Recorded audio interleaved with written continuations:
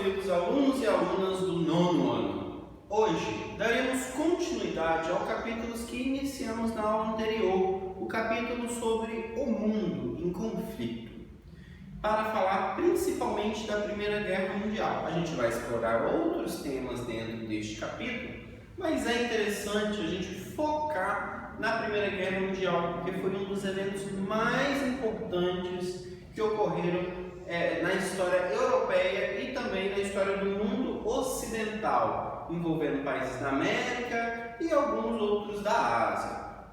Eu disse na aula anterior, principalmente, que a Primeira Guerra Mundial, ela tem esse nome mundial por ter envolvido vários países, mas ainda era uma guerra com uma marca europeia, uma marca muito forte de uma guerra europeia. O que isso quer dizer? Que era uma guerra que envolvia principalmente países europeus, e outros países se envolveram por causa de outros fatores, e a gente vai ver na aula de hoje. A gente precisa ter em mente que a Primeira Guerra Mundial ela é posterior àquele contexto de imperialismo europeu que a gente estudou no capítulo anterior.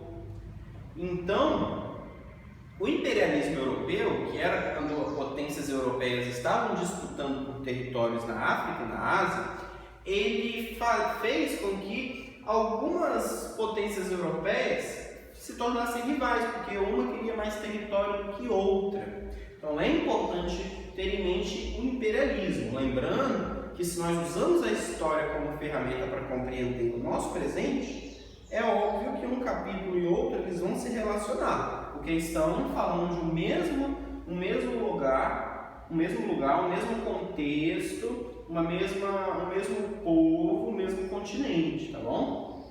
Então, houve um crescimento das rivalidades entre potências europeias. E neste contexto, houve também formação de alianças entre essas potências europeias. A gente fala potências porque estamos falando de países que são muito poderosos, tá bom?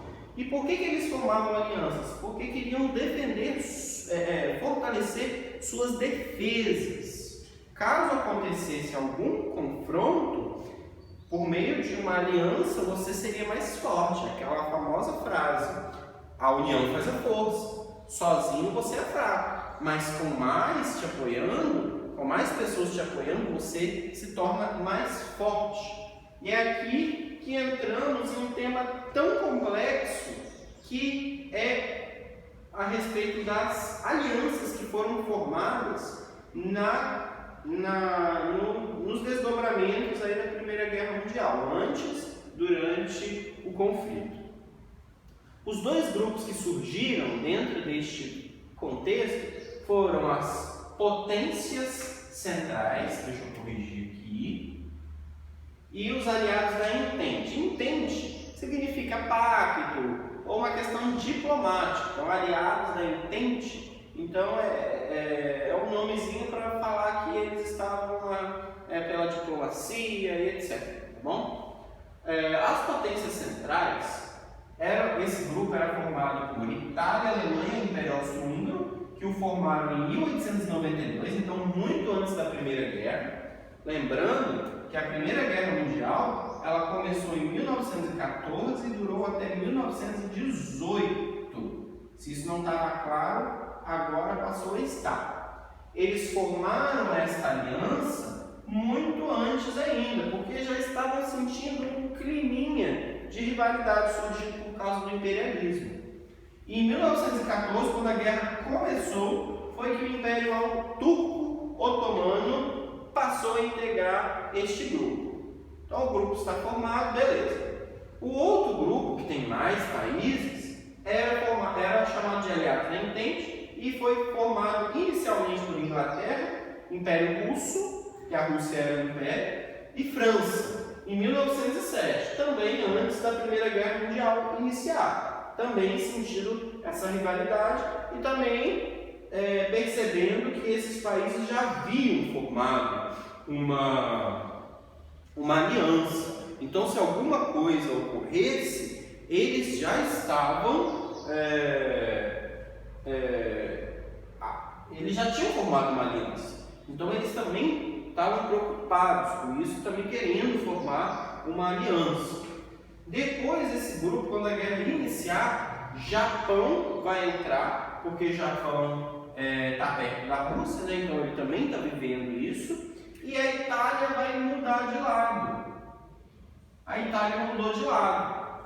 Então ela saiu das potências centrais, do grupo das potências centrais, e passou para o grupo dos aliados da Entente, em 1915, um ano após a guerra começar. E no final da guerra, Estados Unidos e Brasil entraram, mais ou menos em 1917 e 1918, já no final da guerra. Isso daqui, galera, é diplomacia. Isso daqui são relações internacionais. Para quem um dia for fazer prova do Instituto Rio Branco, por exemplo, que é o Instituto do Ministério das Relações Exteriores, que forma diplomatas e tal, tem que saber isso aqui, sobre os países, para a gente saber lidar com essas questões.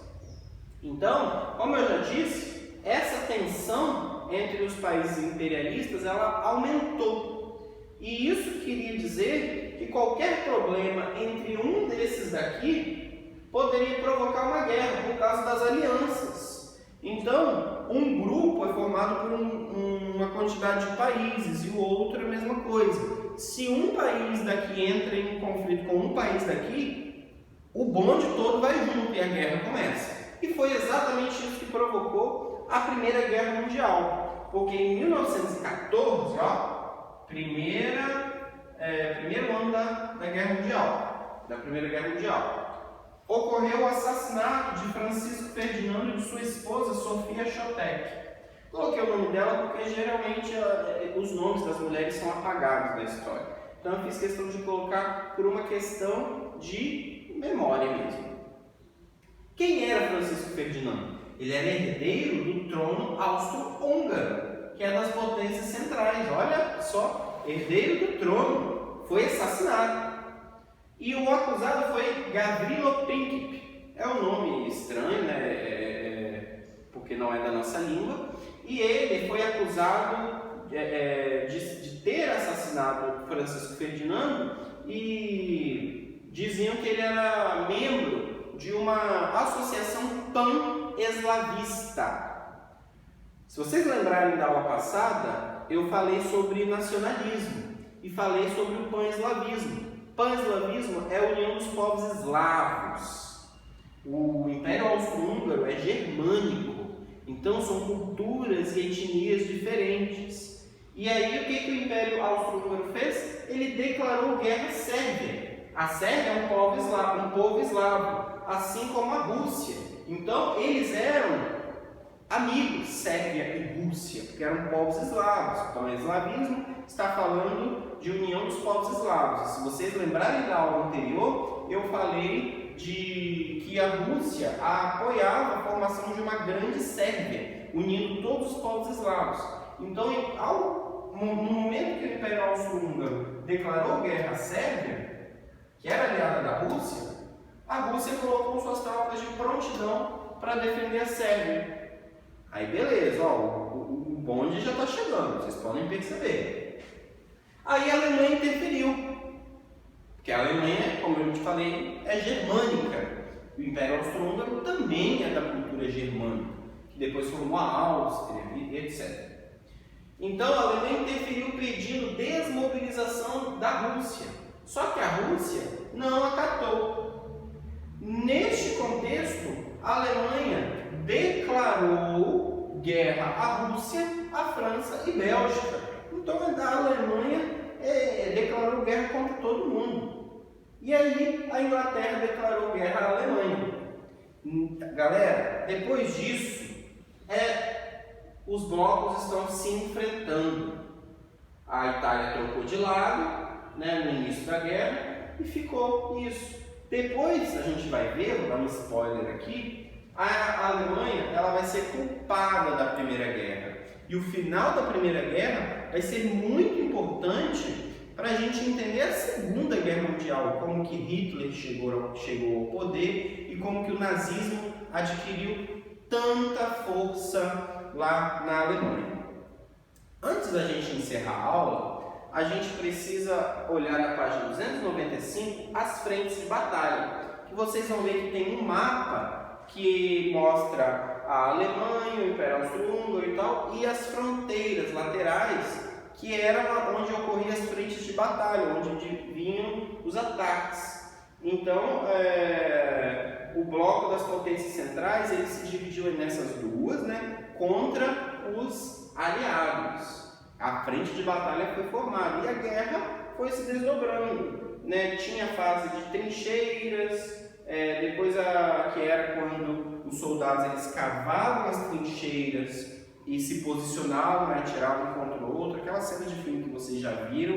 A segunda fase da guerra, que foi de 1915 a 16, ficou conhecida como Guerra de Posição, quando as batalhas eram estáticas, né?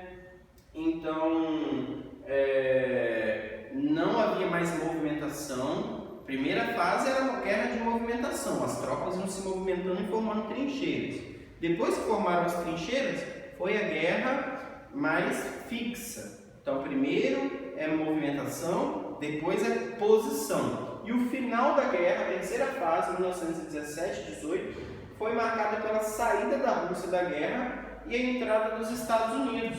Então, a Rússia, a gente sabe por causa da Revolução Russa, que depois a gente vai ver melhor. Mas a Rússia, em 1917, está passando por uma revolução. A população da Rússia está em miséria, está em fome, está assim, penando. E na Rússia ocorreram vários movimentos que tirou o líder russo, que era o czar. A gente vai estudar isso é um spoiler. E a Rússia acabou sendo retirada da guerra. O que ocorreu a revolução que tirou o líder russo, o governante russo do poder. Saindo a Rússia, muitas das tropas que estavam lutando também saíram. E aí os Estados Unidos entrou. E isso foi decisivo para a derrota das potências centrais e fim da Primeira Guerra Mundial. E é aí que os Estados Unidos começam a surgir como potência mundial.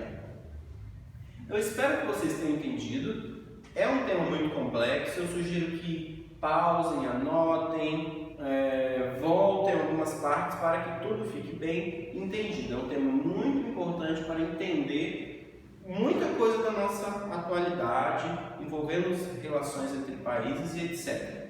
Foi um enorme prazer, forte abraço e bons estudos.